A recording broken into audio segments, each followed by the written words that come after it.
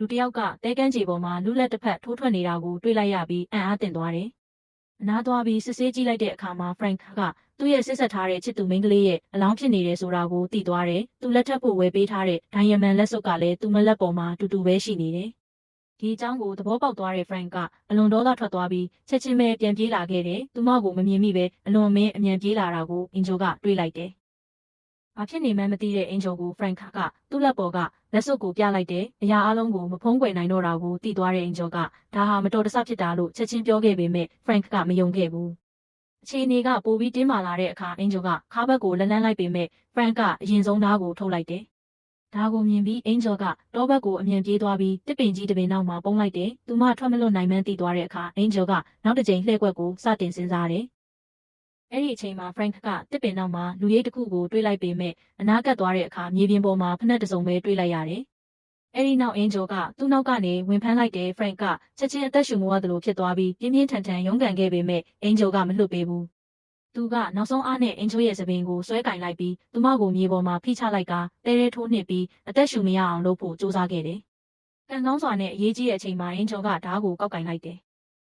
ဒါပေမဲ့သူမမျက်လုံးထဲကတဲကိုတုပ်ပြီးကြည့်လိုက်တဲ့အခါ Frank ကပျောက်သွားပြီ။ဒဏ်ရာရထားတဲ့ Frank ကထွက်ပြေးသွားခဲ့ပေမဲ့သူပြေးနေတဲ့လမ်းကြောင်းကအစိမ့်ငွေ့တွေရှိတယ်လို့အင်ဂျိုပြောထားတဲ့နေရာဖြစ်နေတာကိုသူမသတိမထားမိခဲ့ဘူး။ဒါကိုမြင်တော့အင်ဂျိုကလိုက်မလိုက်တော့ပဲပြန်လှည့်သွားတယ်။ဒါပေမဲ့တောထဲကိုဖျက်ပြီးသွားပြီးနောက် Frank ကမထိခိုက်သေးဘူး။အဲ့ဒီအချိန်မှာသူလွတ်လန်းရှာနေတော့မှပဲကမ်းပါးပေါ်မှာလှပတဲ့စိန်ခံအင်ကြီးတစ်လုံးကိုတွေ့လိုက်တယ်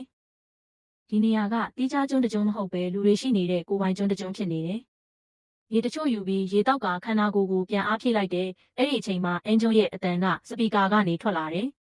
Frank ကအစိတ်ရှိတဲ့နေရာဆိုတာလိန်ညာမှုဖြစ်ကြောင်းသဘောပေါက်သွားပြီးအင်ဂျိုကလည်းသူတို့ကိုအရင်ကတည်းကကယ်တင်နိုင်ခဲ့တယ်ဆိုတာဝန်ခံလိုက်တယ်။သူပြောသမျှကိုကြားပြီး Frank ရင်ထဲအေးဆက်သွားပြီးအမှောင်ထဲမှာအင်ဂျိုကိုဆက်ရှာပေမဲ့မတွေ့နိုင်ခဲ့ဘူး။နောက်တော့အင်ဂျိုကသူ့စီကိုကိုယ်တိုင်လာပြီးဗီလာထဲကရှာကန်တလက်ကိုယူလာတယ်။ Frank ကချက်ချင်းတူးထောက်ပြီးဂယုဏတောင်းကအတူတူနေမယ်။သူမကိုချစ်တယ်လို့ပြောတယ်။အင်ဂျိုခဏတုံဆိုင်သွားပေမဲ့အလှဆင်ပစ္စည်းတစ်ခုပျောက်နေတာကိုသတိထားမိသွားတယ်။အင်ဂျိုက Q stick ကိုယူလိုက်ပေမဲ့ Frank ကတနက်ကိုအရင်ယူထားပြီးသားဖြစ်နေတယ်။တနက်မှာကြီးမရှိတာကြောင့်အင်ဂျိုထပ်မံလွတ်မြောက်သွားပြီးအာနာထိန်ဖို့နောက်တစ်ကြိမ်စဉ်းစားလိုက်တယ်။နောက်ပိုင်းသူမကအခင်းအကျင်းကိုတန်ရှင်းပြီးကိုယ်တိုင်ကိုကယ်တင်ခံရသူအဖြစ်ဟန်ဆောင်ကလူမနေတဲ့ကျွန်းအံ့ဖွယ်ဖြစ်ရက်ကိုကြော်ညာခဲ့တယ်